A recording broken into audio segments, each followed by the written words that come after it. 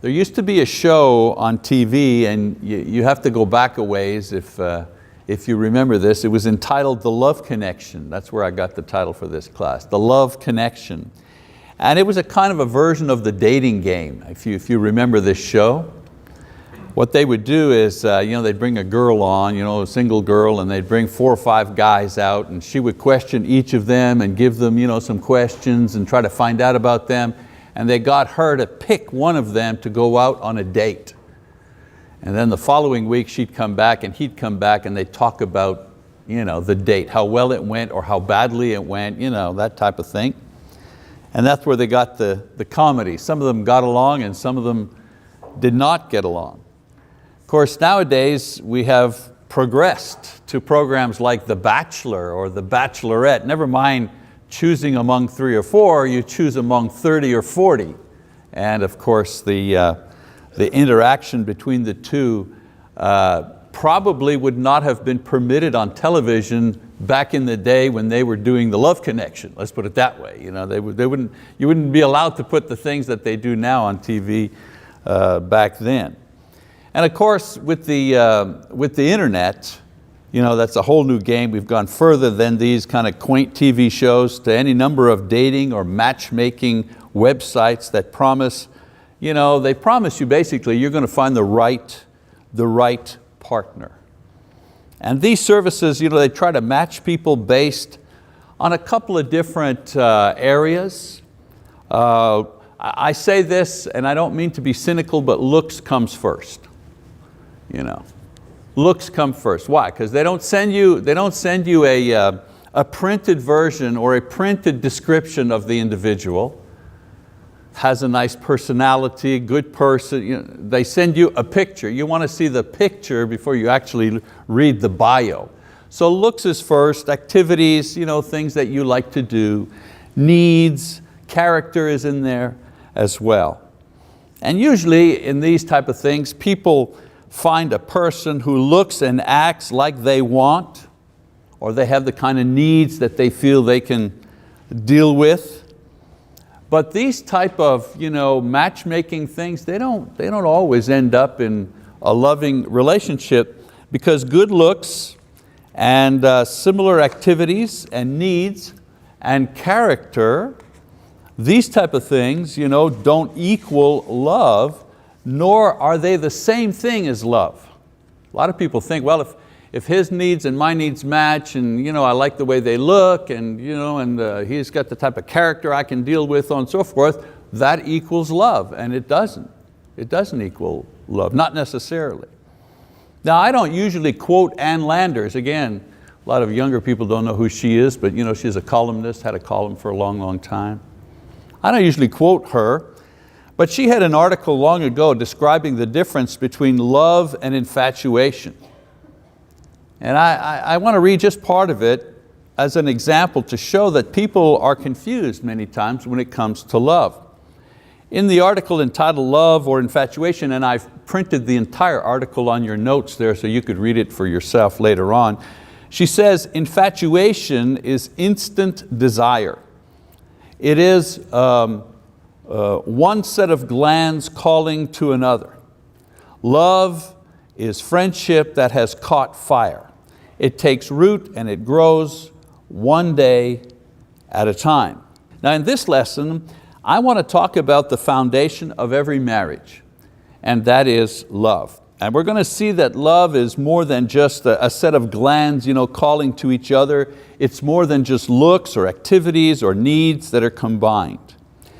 So, the title of this series is In Love for Life.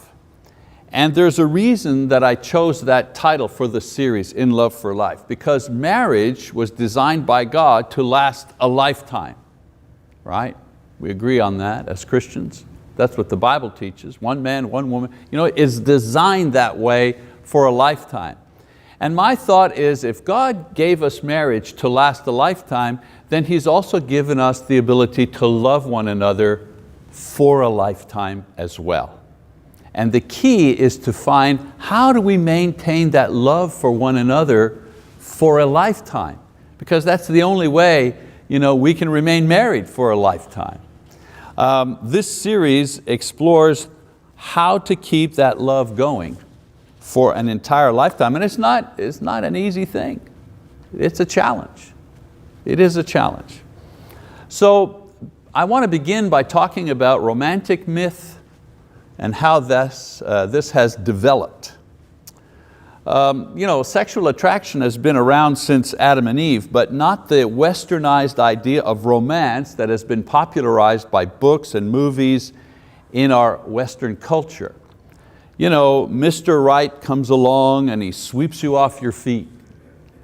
Or there's one person in the world, one soulmate, and what you have to do is find that soulmate. And when you find that soulmate, boy, everything, the stars are aligned. But history has a different story about romance. Until the Middle Ages, marriages were mainly organized by families and they were strictly supervised. This was a universal custom. It wasn't just a custom among some people, it was a universal custom. Marriages were arranged. Abraham, for example, arranging Isaac's marriage was not the exception, it was the rule. And for up until several hundred years ago, organized and formalized and arranged marriages were the rule. And then it would have to be the French, right? French songwriters began to produce ballads that introduced the idealistic, romantic, dramatic idea of love. Love at first sight. Your heart beating all of a sudden. And they wrote these ballads and these poems to entertain French nobility, the lords and the ladies of the royal court in France. Now, these songs were radical at the time, just like rock and roll was radical, then punk rock was radical, radical ideas. Well, these songs were like radical ideas, radical introductions into the thinking of that time, into that culture. And it was a departure from the customary way of contracting marriages based on the ability to provide the family background, the agreement of beliefs, and so on and so forth. That was the way things were done. And all of a sudden these songs were talking about love at first sight and escape and so on and so forth. Now, I'm not saying there were not impulse elopements or adultery, but these were the exceptions, not the rule at the time. Arranged marriages were the way that things were done, and you know what? It worked. It worked.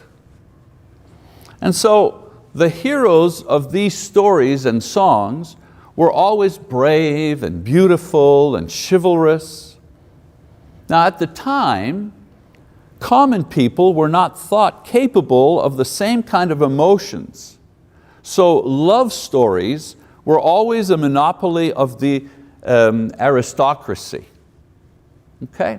And so the culture of romance was really for the rich, for the royalty, because they felt that common people, the peasants, they didn't have the ability to have these kinds of feelings.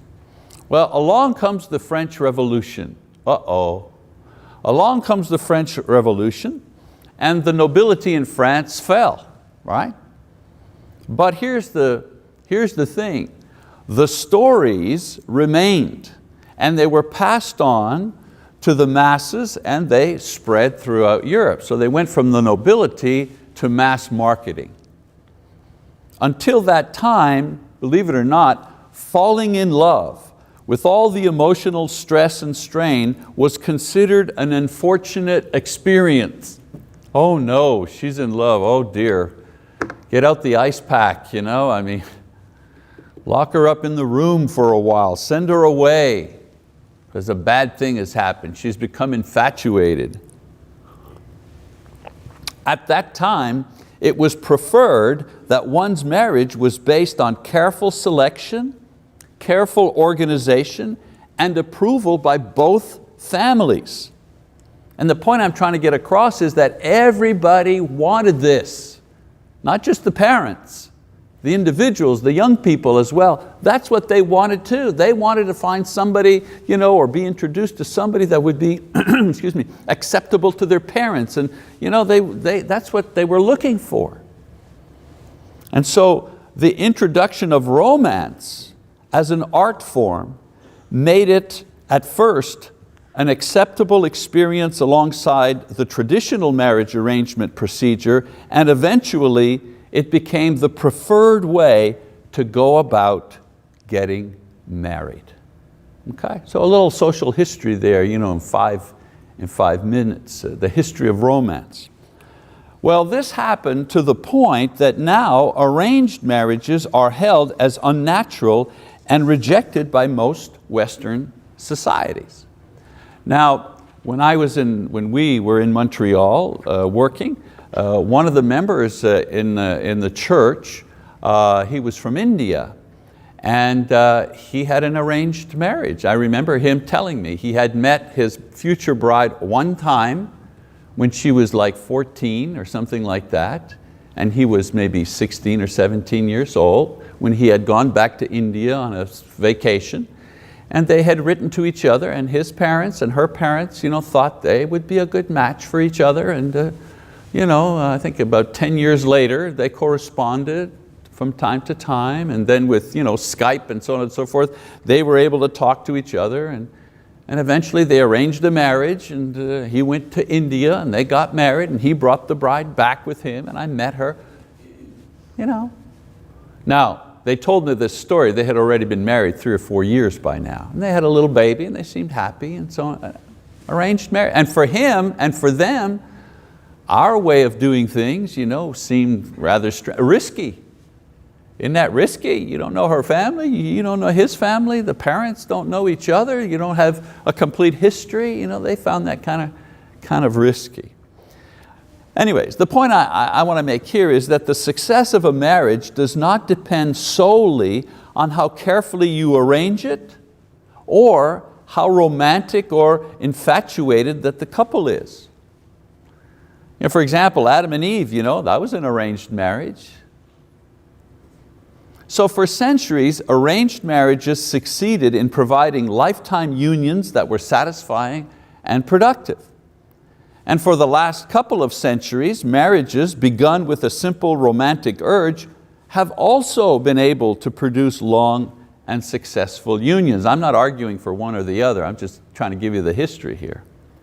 So regardless of how they begin, the marriages that work are the ones that eventually base their relationships on love, not compatibility or romance.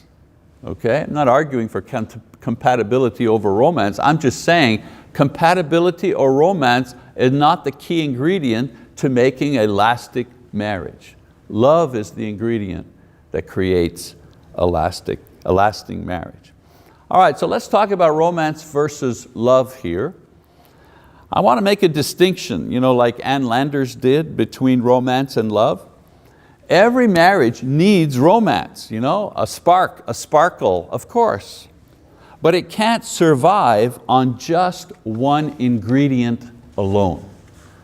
You watch on TV nowadays, or maybe more on YouTube or something, guys, the way they propose to their girlfriend, spectacular. A plane writes, "I love you, will you marry me?" Or they're at the whatever, a big sporting event, and the guy asks the girl to marry him on the Jumbotron, something really romantic. Everybody goes, oh, but that doesn't last 40 years. You know what I'm saying?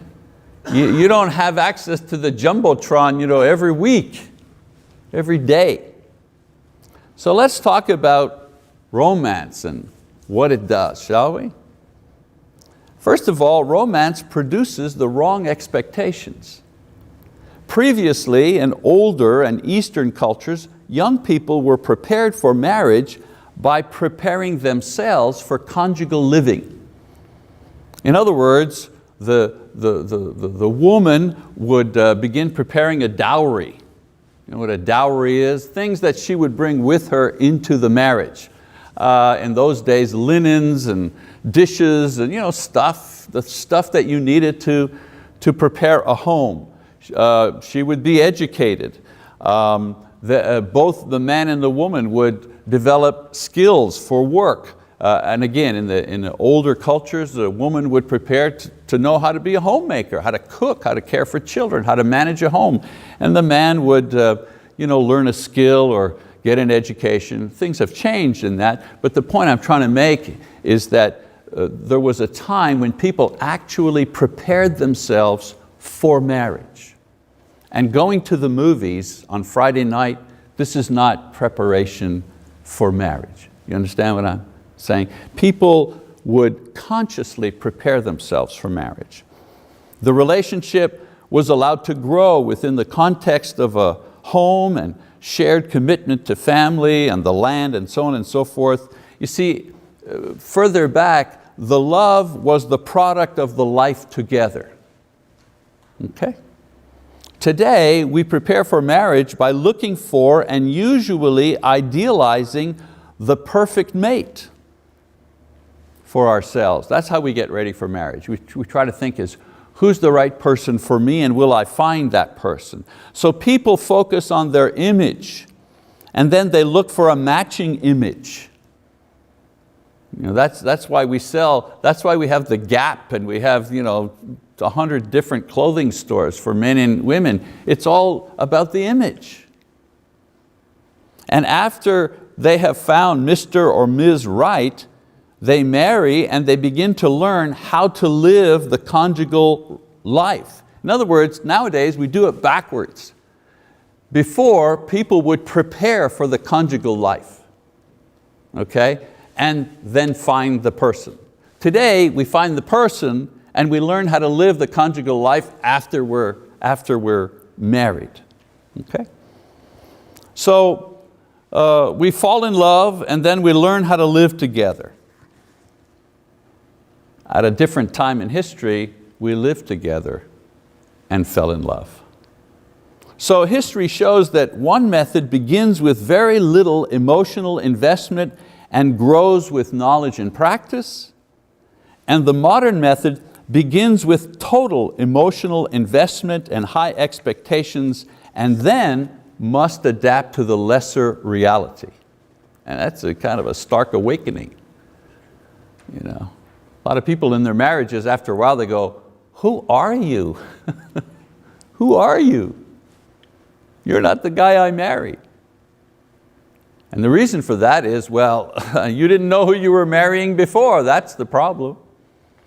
Another problem with romance, it emphasizes the wrong things. Romance looks for the spark, the fire, and it'll often reject a potential partner who is spiritually, emotionally, and socially suitable. Romance's courtship is based mostly on the pursuit of physical intimacy, ignoring more important elements of human relationships. Romance searches for a partner that feels good, looks good, but it ignores issues of character and adaptability and comfort, which make long-term relationships possible. I've counseled with people who aren't married yet, but they're having problems in the relationship. They're dating or maybe they're engaged, and the other person's making them miserable. And they're asking me, well, how can I get over this so we can get married? And I'm thinking, you're still thinking about getting married? I think a lot of older people that are in the audience listening to this or listening to this on video, you probably had the experience where you see two people kind of get together and you're saying to yourself, man, that is a train wreck waiting to happen, right? Everybody knows that except who? Except the two individuals on the way to the train wreck. That's what romance does. It blinds you. You don't get to see it. Number 3, romance does not take advice.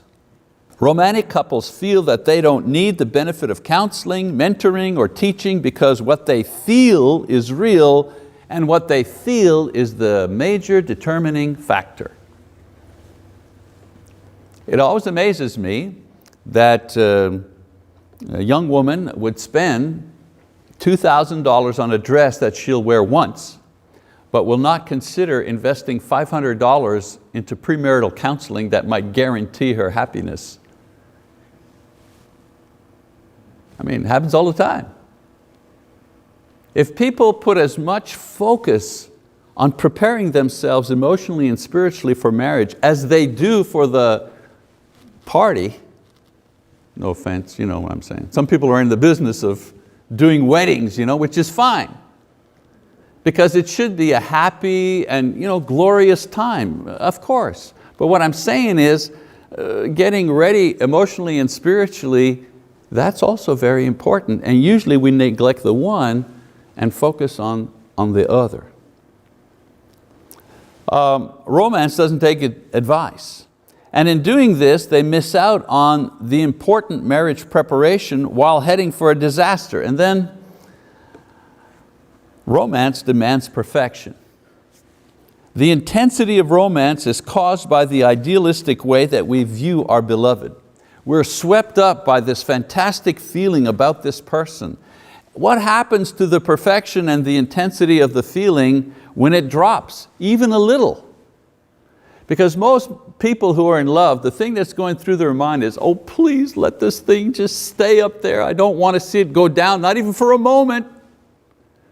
Because if it goes down just for a moment, maybe I'm not really in love. I got to keep that intensity. Romance is not about building something. Romance is about maintaining something. And usually maintaining something that's not even real. So when romance slows down, or it disappoints, or it stops, we look for somebody else to give us that feeling. That's what's going on in Hollywood. People there have the money, to kind of create this artificial romantic thing. Hey, let's take a plane and let's jet off to Paris or something. They got the money to do that. And when things don't go well and they have to actually work at something, hey, I got the money. My lawyer will send you a letter. I'm just going to call the movers, move my stuff out. I'll go live at the hotel for a couple of, Ordinary people don't have that luxury. All right, let's talk about, and hey, I'm not against romance. We'll talk about romance in its positive context here. I'm just showing you that the effect of romance and what it has on the individual while they're going through it. Let's talk about love, shall we? Now there are several emotions, experiences that we all have referred to as love, but the kind of love that is necessary to make a marriage work can be defined as this. It is a commitment to make another's welfare equal to one's own and the self-discipline to back up that commitment. Now that doesn't sound romantic, it doesn't sound romantic, but it is the essence of what creates love and maintains love. Notice the components: a commitment to consider another's welfare equal to one's own. This is the highest form of human love, the highest form. When people marry, they make a promise not just to be each other's spouse or never to leave. They promise first to do what? I've done enough weddings, the first thing, taking the vows. I promise to, the first thing is always love. I promise to love. It's not I promise to pick up my socks and underwear laying around. That's not the promise you make. I promise to love. The commitment is to do this whether a person is well or ill, whether we are in good circumstances or bad circumstances. The promise that I'm making is no matter what happens, I am going to love you. Not romantic love you a commitment to consider your welfare equal to mine, that kind of love. You are as important to me as I am to me. That's the commitment I'm making. Whether you remain beautiful or whether you have an accident and lose one of your arms, whether we're both working and pulling in a lot of money so we can do stuff, or I lose my job and we have to live off of your set, no matter what, I am committing to love you as much as I love myself. This is a very old movie, but there's an old movie called Love Story, way back when, oh my. Eric Siegel had his character in this movie say, love is never having to say, I'm sorry. But a better definition is this: love is not having to watch out for my own welfare because my partner is watching out for my welfare. And my partner will do for me just as good as he or she would do for themselves. The other part of love, self-discipline. We don't promise self-discipline. Nobody ever said that in a marriage vow. I put the ring on, I promise to control myself, especially on the wedding night, come on. But I'm telling you, in order to love, you need self-discipline. Nobody can love without self-discipline. You can't do it. Paul in 1 Corinthians chapter 13, that beautiful passage on love, he says, love is patient, love is kind, love is not jealous, love does not brag and is not arrogant, love is not rude, love is faithful. Well, I'm telling you, this kind of behavior of love is not possible without cultivating self-control. You can't be patient without self-control.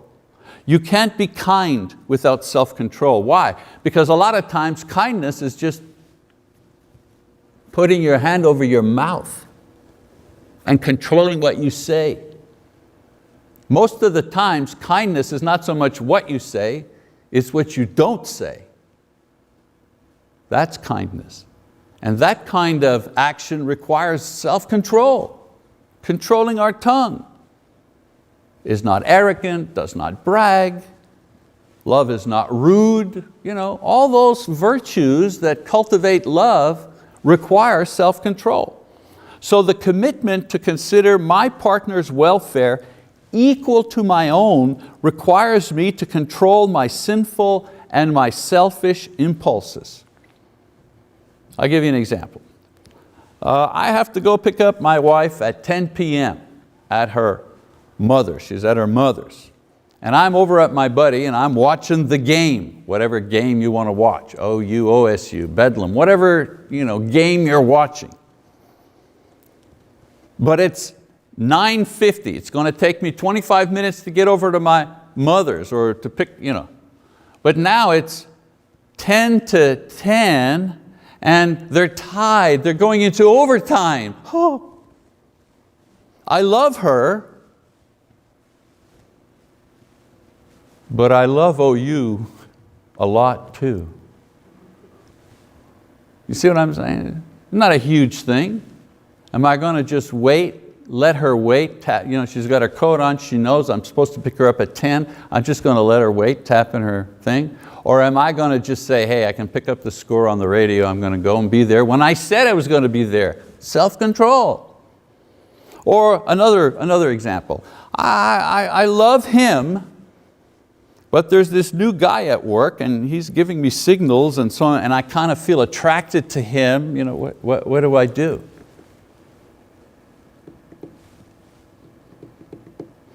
Or I'm tired and she's tired and the baby is crying and it's 3 a.m. Psychologists say that some people are unable to love, not because they don't feel attracted to other people, but because they lack the self-control to accomplish what love requires, and that is considering another's welfare equal to our own. So marriages that are built on this definition of love, whether they are arranged or whether they are the result of a romantic impulse, will survive, they will grow, because they have the single most important ingredient. And that is a commitment to the other person's welfare equal to the commitment we have to our own welfare. What does Paul say, by the way? That we should love our wives how? As we love ourselves. So, how do we build on love? Love, which is commitment to another's welfare equal to our own, sustained by self-control, that's the basic ingredient. That's the basic building block. And once we have that building block in place, then we begin to add to it in order to give our relationship its unique identity and flavor and its direction. If love is in place, it is a joy to add the other things. It's what growth in marriage is all about. The problem is, what we do many times is we try to put compatibility of interest at the center. Oh, you like wrestling? I like wrestling. Who would have thought a girl likes wrestling? I love wrestling. Whoa. That becomes, oh, you like to dance the tango? I love the tango. You like to take dance lessons? Me too. We put that at the center. Oh, you like sex? I like sex too. We both like sex. Let's put that at the center.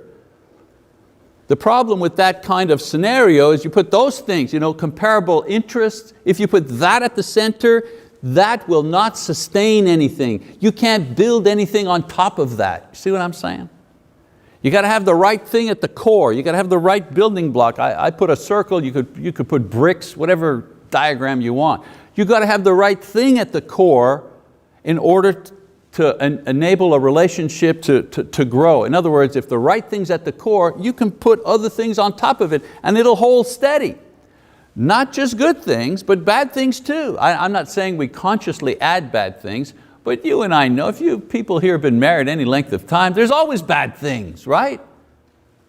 Like, oh yeah, you like the tango, I like the tango. Oh, but you kind of like looking at other women tango too? Well, I didn't know that about you. The bad stuff comes too. And so when we have this disciplined commitment to another's welfare, I won't do anything. Somebody says, well, why wouldn't you cheat on your wife, Michael? Well, A, because I love her, but B, I would never do anything to hurt her. I couldn't stand her being hurt because of me. I couldn't stand it. It would kill me. If love is in place, it's a joy to add other things. If something else is at the core, it will not support the difficulties of life that are sure to come, and it won't promote growth in other areas. So, it's never too late to take your marriage apart. I'm not talking about divorce here, but I mean re-examine your relationship and then put it back together again with love at the core, and then adding the other layers. Because I notice in this class, some people are here because, well, they're always in the auditorium class because this is where they like to be. And others are young marrieds or dating, whatever, and others have been married for quite a while and they just figure, why not? Come and listen to this. It's never too late for those who've been married a long time, and it's never too early for those who've just met to understand how to build a relationship, a marriage relationship that will last a lifetime. So what is needed, of course, is a recommitment by each partner to put the other's welfare above themselves. Never too late to do that in any, you've been married 1 year, 5 years, 40 years, it doesn't matter. It's never too late to say to ourselves, you know what, from here on in, my goal in my relationship with my husband or my wife is to do those things that place their welfare equal to mine. And to begin asking God to bless us with the spiritual gift of self-control. Galatians 5 tells us about self-control. You cannot love properly without self-control. In other words, I control the things within myself that jeopardize my relationship or that harm my relationship with my partner, whatever that is.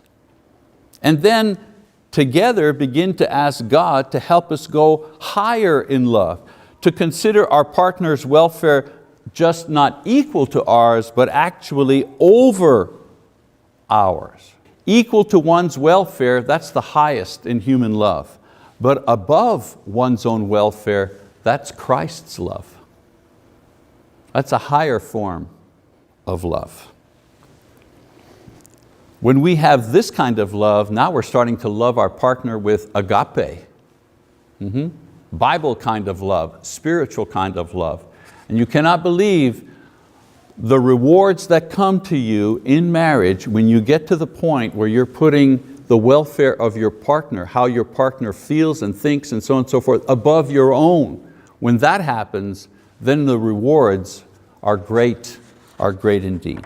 All right, so that's a little bit of an introductory lesson. Let me just show you some of the lessons coming down the pike in this course next week. The currency of love, the way or the method, if you wish, to build in our relationship.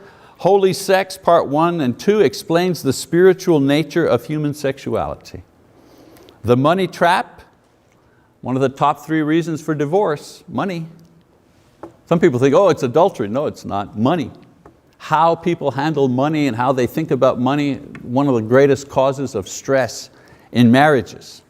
Why Christians divorce. We shouldn't divorce, but we do.